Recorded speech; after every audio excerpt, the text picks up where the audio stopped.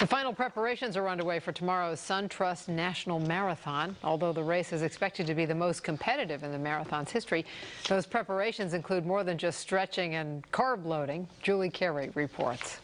All right, Elizabeth, I look like you.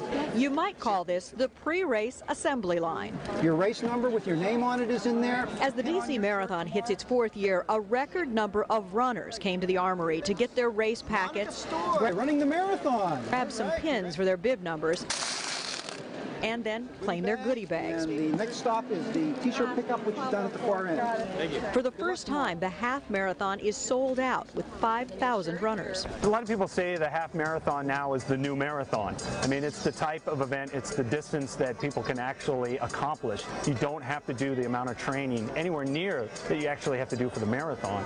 So it's, 13 miles is a doable thing. Most of the half marathoners in the field are local, like Vienna, Virginia resident Kareem Aziz. First half marathon, so I ran 4 miles in the New Year's, and I decided that this was going to be my first half marathon, so I'm excited about it. About 2,800 runners will set out to complete a full marathon.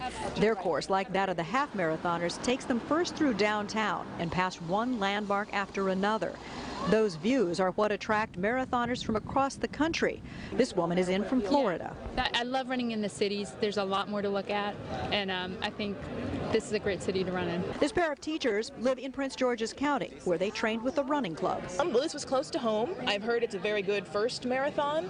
There's just one hill, and it's very gradual, so that will help. And yeah, it was the right time. I just thought it was great that we could do one in our hometown and, sort of run a race while we get to see all the parts of the city.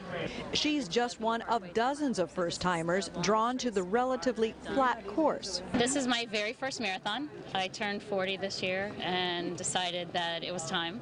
And having it close to home was great. Just being able to wake up and run around the city is an awesome experience, and hope I make it to the end. Race organizers have also recruited more elite runners for 2009 from as far away as Kenya.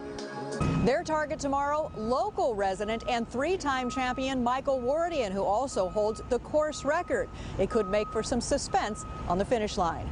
Julie Carey, News 4, Southeast Washington. And you can watch live coverage of the SunTrust National Marathon right here on NBC4. Our coverage will begin tomorrow morning at 6 a.m. We got some colleagues running the half marathon tomorrow. Who's running? Keith Garvin, Really? Jane Wattrell, Chuck Bell, Jane Choi, morning broadcast producer. Wattrell will probably win. You think? Yeah, she's a horse. I'm pulling for her. Okay. You go, Jane. Coming up on our broadcast, we'll